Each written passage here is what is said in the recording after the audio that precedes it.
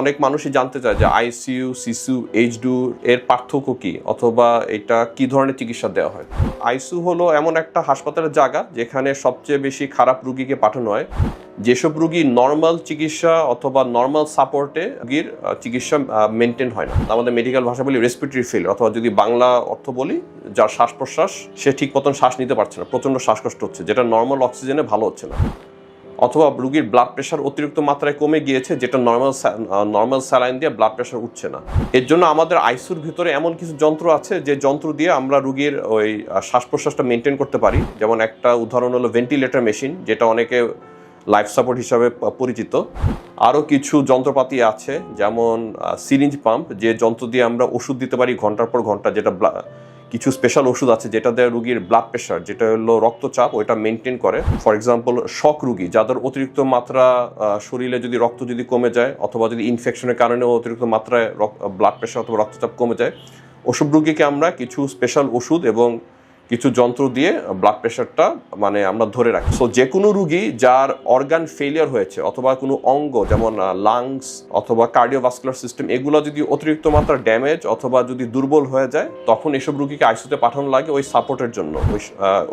যখন ওই রুগী সুস্থ হয়, যখন সাপোর্ট বন্ধ করা যায়, তখন আমরা আইসিইউ থেকে আমরা রুগীকে আইদার নর্মাল বেডে পাঠাই, যেমন হাসপাতাল ওয়ার্ড ক্যাবিন, অথবা আমরা অনেক সময় আইসিইউ থেকে এইচডিইউতে পাঠাই।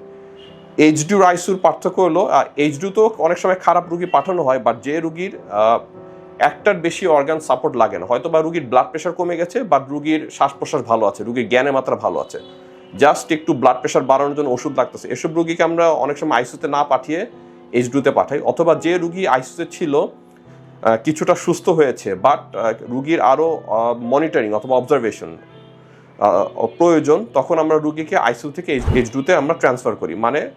আইসিইউ রুগী যখন কিছুটা সুস্থ হয়, বাট তাও 24 ঘন্টা মনিটরিং প্রয়োজন হয়, কারণ আবার খারাপ হওয়ার যখন একটা ঝুঁকি থাকে, তখন আমরা আইসিইউ থেকে এইচডিইউতে আমরা রুগীকে ট্রান্সফার করি।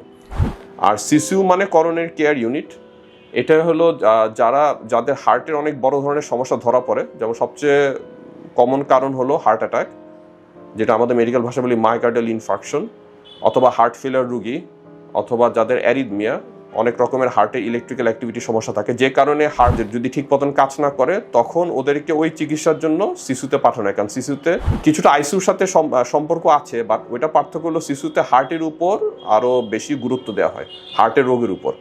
সিসিইউতেও ভেন্টিলেটর মেশিন ব্যবহার করা হয় অনেক সময়, আইসিইউ সাপোর্ট কিছুটা সিসিইউতে দেওয়া যায়, বাট সিসিইউতে মূল যেটা চিকিৎসা, এটা হলো হার্টের চিকিৎসা, যেটা এমন যদি বড় ধরনের হার্ট অ্যাটাক হয়ে থাকে অথবা হার্ট ফেলিয়ার হয়ে থাকে, তখন কিছু স্পেশাল চিকিৎসা দেওয়া লাগে, যেটা সিসিইউতে মনিটরিং সহ, কার্ডিয়াক মনিটরিং সহ দেওয়া হয়।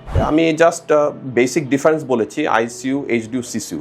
বাট আমি একটা কথা বলে রাখি, আইসিইউ রুগীকে এইচডিইউতে অনেক সময় ট্রান্সফার করা হয়, অথবা এইচডিইউ রুগী যদি খারাপ হয় আইসিইউ অথবা সিসিইউতে ট্রান্সফার করা হয়।